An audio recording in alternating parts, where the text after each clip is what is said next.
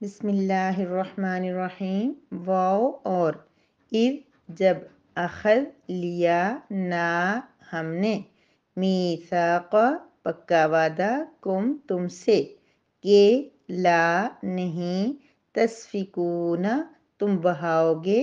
دماء خون، کم اپنے، واو اور لا نہیں، تخرجون تم نکالو گے، انفسا جانوں کو، انفسا جانوں کو، کم اپنی، من سے، دیاری گھروں، کم تمہارے، ثم پھر، اقرر اقرار کیا، تم نے، واو اور تم ہو تم، تشہدون گواہ۔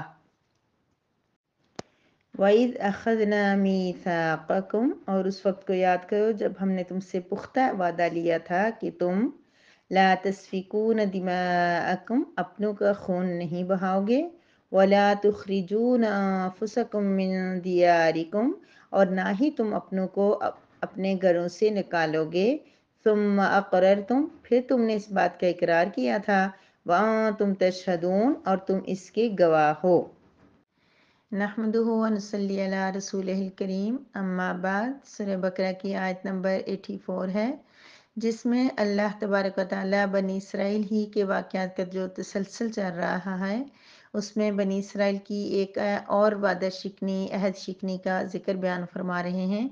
اللہ تبارک و تعالیٰ اور ایک اصول بتا رہے ہیں ان کے لیے، ایک جو معاہدہ کیا گیا تھا اس کی ایک شک بتا رہے ہیں، وہ یہ تھی کہ اللہ تبارک و تعالیٰ فرما رہے ہیں کہ ہم نے تم سے پکا وعدہ لیا تھا، یعنی کہ آپ کو یہ رول بتایا تھا، آپ کی لائف کا ایک اصول بتایا تھا کہ آپ نے اس طرح سے عمل کرنا ہے، آپ کی شریعت کا یہ ایک واضح اور صاف اور ضروری حکم ہے۔ وہ حکم کیا تھا ان کے لیے؟ وہ یہ تھا کہ لا تسفکون دماءکم تم خون نہیں بہاؤ گے، دماء خون، کم اپنا۔ اب دیکھیے اللہ تبارک و تعالیٰ اپنے سے مراد کیا ہے کہ اپنے دوستوں کا، اپنے ساتھیوں کا، اپنے بھائیوں کا، اپنے ہم مذہب لوگوں کا، یعنی بنی اسرائیل کا خون نہیں بہاؤ گے۔ یعنی یہ ان کے لیے جیسے ہمارے لیے بھی ہے، ہماری شریعت میں بھی ہے کہ قتل کرنا جائز نہیں ہے، اور خصوصاً کسی مسلمان کو قتل کرنا، اپنے ہم مذہب کو قتل کرنا بہت ہی زیادہ بری بات ہے۔ اور اسی طرح ان کو یہ کہا گیا تھا کہ آپ نے اپنے مذہب والوں کو، اپنوں کو، یعنی کہ دماغ کا مطلب اپنوں کو قتل نہیں کرنا، اپنوں کا خون نہیں کرنا۔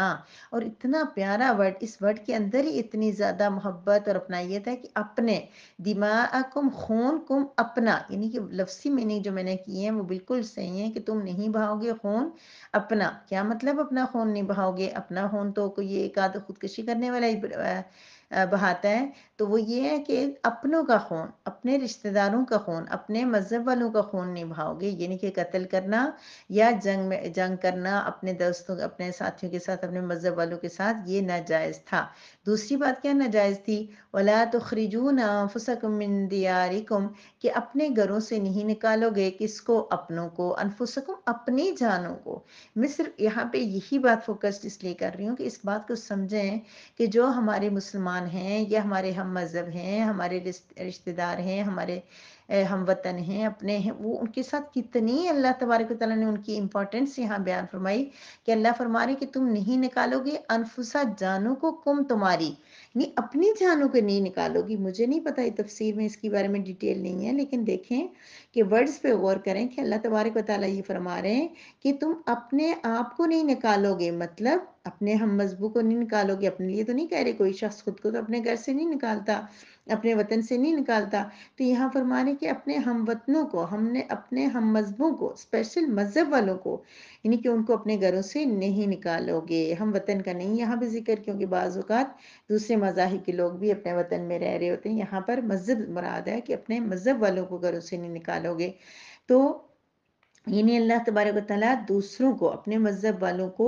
ہماری اپنی ذات سے تشبیہ دے رہے ہیں، اور اپنے مذہب والوں کا خون بہانے کو اپنی ذات سے، اپنا خون، یعنی کہ گویا اپنے مسلمان بھائی کا خون بہانا وہ اپنا خون بہانے کے مترادف ہے۔ الحمدللہ کہ کوئی جو قرآن سننے والا ہے اس سے ایسا گناہ انشاءاللہ کبھی سرزد نہیں ہوگا۔ تو کیا فرمایا، ثم اقررتم، بنی اسرائیل کو اللہ کہہ رہے ہیں کہ میں نے تم سے معاہدہ لیا تھا کہ تم خون نہیں بہاؤ گے کسی ہم مذہب کا، اور تم کسی کو اپنے گھر سے نہیں نکالو گے، یعنی ڈائریکٹ تو وہ نہیں نکالتے، لیکن یہ کہ کسی کے ساتھ جنگ، اپنے دوستوں ساتھیوں کے خلاف جنگ نہیں کرنا۔ تو آپ نے تفسیر میں تفصیل سے سن لی ہے یہ بات، اور امید ہے کہ آپ کو سمجھ بھی آ گئی ہوگی۔ اور مزید اس کی تفسیر جو ہے نیکسٹ آنے والی ورس میں ہے، لیکن تھوڑا سا وہ یہ سمجھ لیں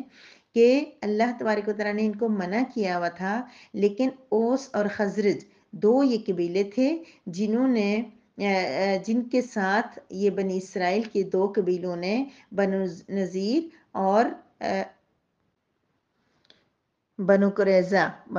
اور بنو نذیر دونوں نے ان کے ساتھ معاہدے کر لیے تھے، یعنی کہ انہوں نے ان کے ساتھ ایک قبیلے کے ساتھ ایک بنی اسرائیل کے قبیلے نے دوستی کر لی تھی، دوسرے کے ساتھ دوسرے نے، اور وہ ان کی حمایت میں آ گئے۔ یہ باقی تفصیل تو آپ نیکسٹ ورس میں انشاءاللہ پڑھیں گے۔ یعنی کہ جو بنو قریظہ ہے نا، یعنی یہودیوں کا قبیلہ ہے، اس نے اس قبیلے کو اپنا دوست بنا لیا تھا، ان کے وہ حمایتی اور ساتھی بن گئے تھے، اور جو بنو نذیر قبیلہ تھا اس نے خزرج والوں کو اپنا ساتھی اور دوست بنا لیا تھا۔ تو پھر یہ ان کی وجہ سے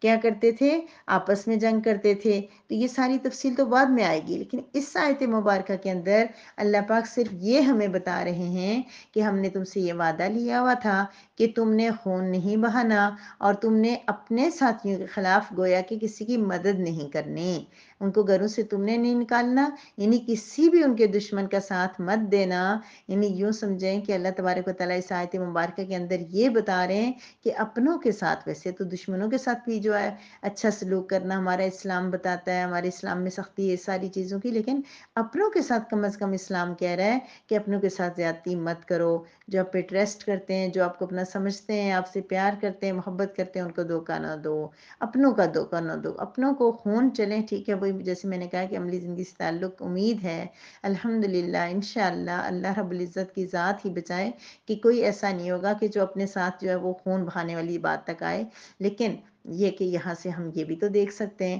کہ ہم یہاں پہ ان چیزوں میں ہم کہاں غلطی کر سکتے ہیں، ہم اپنے اپنوں کو کوئی اور دھوکہ دے سکتے ہیں، کوئی اور جھوٹ فریب کسی بھی طرح سے۔ اللہ تبارک و تعالیٰ معاف کرے، اللہ پاک ہمیں بچائے اس سب سے۔ تو کیا کہ ہم کسی اپنے کو دھوکہ بھی دے سکتے ہیں، تو یہ بہت بری بات ہے، بہت بری۔ پھر اقرار بھی کر دیا اور تم گواہ تھے، یہ تو ان کو اللہ تعالیٰ بنی اسرائیل کو کہہ رہے ہیں کہ تم گواہ ہو اس بات کی، تم جانتے ہو کہ تم نے یہ وعدہ لیا تھا، یعنی تورات کے اندر تمہاری یہ سب موجود تھا، اور جب تم نے تورات کو مان لیا تو اللہ کے وعدے کو مان لیا۔ تو پھر یہ آگے آئے گا کہ انہوں نے کس طرح اس کی عہد شکنی کی، لیکن ہم کہاں سے اس پہ عمل کر سکتے ہیں اس آیت کے اندر؟ تو ہم نے یہ کرنا ہے کہ ہم نے دماء، خون تو نہیں بہائیں گے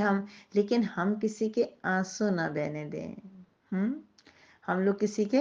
آنسو نہیں بنے دیں، یعنی ہماری ذات کی وجہ سے، ٹھیک ہے ہم خون، اللہ پاک نے خون کہا ہے، میں آنسو کہہ رہی ہوں کیونکہ خون سے بھی درد ہوتا ہے اور آنسو سے بھی درد ہوتا ہے۔ کبھی آپ فیل کریں کہ کبھی بھی درد کے بغیر آنسو نکل سکتے ہیں، ٹھیک ہے ڈراموں وغیرہ میں اس طرح ہو سکتا ہے، یا کبھی کوئی ریئلٹی سے ہٹ کے بھی کوئی کر سکتا ہے، لیکن میرا جو ایکسپیرینس ہے کہ عموماً یہ بڑا مشکل کام ہے کہ بغیر درد کے آنسو نکالنا، درد نہ ہو، تکلیف نہ ہو، غم نہ ہو۔ اور جب غم ہوتا ہے، کسی چیز کی تکلیف ہوتی ہے، کسی چیز کا دکھ لگتا ہے، تو کس طرح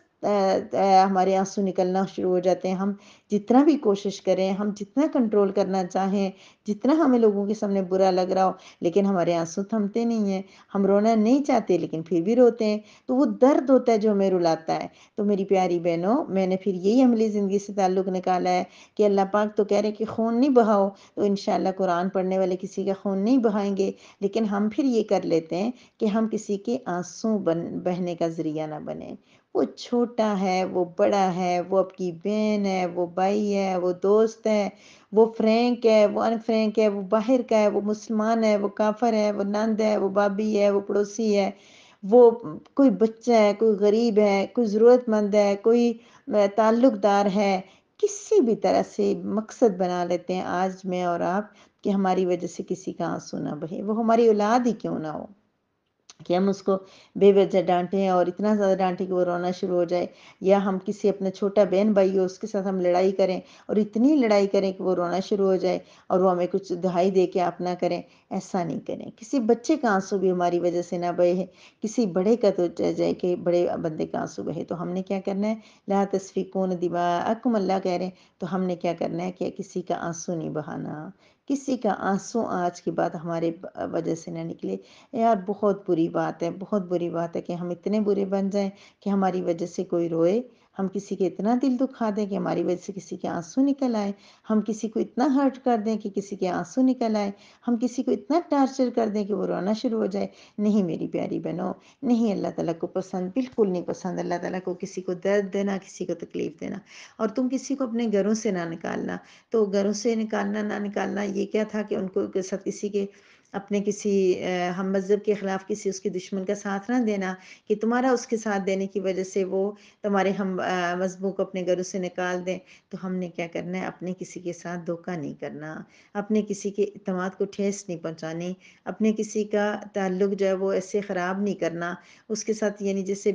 بیوی ہے اس کو چاہیے کہ اپنے خاوند کے ساتھ دھوکہ نہ کرے، اس کی عزت کی حفاظت کرے، ماں کے ساتھ اپنی بیٹی چیٹنگ نہ کرے، اپنی ماں کے جو ہے نا وہ عزت کی دھجیاں نہ بکھیرے، اس کے ساتھ جھوٹ فریب کر کے کوئی ایسا کام نہ کرے کہ ان کی عزت پہ بھی حرف آئے اور مذہبی طور پر بھی اللہ رب العزت کے سامنے وہ شرمندہ ہوں۔ اور کوئی بھی کسی قسم کا بھی استاد کے ساتھ چیٹنگ نہ کریں، اور بہن بھائیوں کے ساتھ کوئی ایسی بات نہ کریں، کوئی ایسا دھوکہ نہ دیں کہ وہ ہمیں سمجھ رہے ہیں کہ ہم ان کے خیر خواہ ہیں لیکن بعد میں ہم ان کے خیر خواہ نہ ہوں، ان کے بارے میں ہم ان کی جڑیں کاٹ رہے ہوں، ایسا تو نہیں ہونا چاہیے نا۔ تو انشاءاللہ مجھے امید ہے آپ سب سے کہ ہمارے اندر، میری پیاری بہنوں کے اندر، ہم سب کے اندر ایسی باتیں نہیں ہوں گی، کبھی ہوئی بھی تو کیونکہ وَأَنْتُمْ تَشْهَدُونَ سے بھی بات نکل آئے گی کہ تم گواہ ہو، مجھے پتہ ہے، آپ کو پتہ ہے، ہم سب کو پتہ ہے ہم کہاں غلطی پہ ہیں، کہاں ہم کسی کو دھوکہ دے رہے ہیں، ہم کہاں کسی کو رلا رہے ہیں، ہم کہاں کسی کو تکلیف دے رہے ہیں، تو انسانیت کہاں ہمارے اندر کم ہو رہی ہے، کہاں زیادہ ہوتی ہے،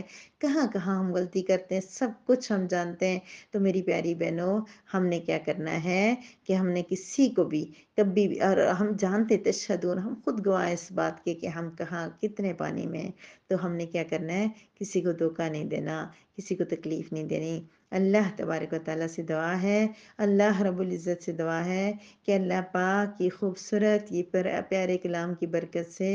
ہم سب کو اس قرآن کریم کو صحیح طور پہ سمجھنے کی، سمجھانے کی، اس پہ عمل کرنے کی توفیق عطا فرمائے۔ اللہ رب العزت اس پیارے خوبصورت کلام کو قبر کے اندھیروں میں، حشر کے میدان میں، میزان کے عمل میں رب العزت کے سامنے پیش ہوتے وقت اللہ پاک اس قرآن کو ہمارا ساتھی، ہمارا غمگسار، ہمارا دوست بنا دے اور یہ قرآن ہماری نجات کا ذریعہ بن جائے۔ اللہ رب العزت اس قرآن کو سمجھ کر سمجھانے، پڑھنے اور پڑھانے سے اپنی اصلاح کرنے کی، اپنے آپ کو راضی کرنے کی، رب کو راضی کرنے کی توفیق عطا فرمائے۔ وآخر دعوانا ان الحمد للہ رب العالمین۔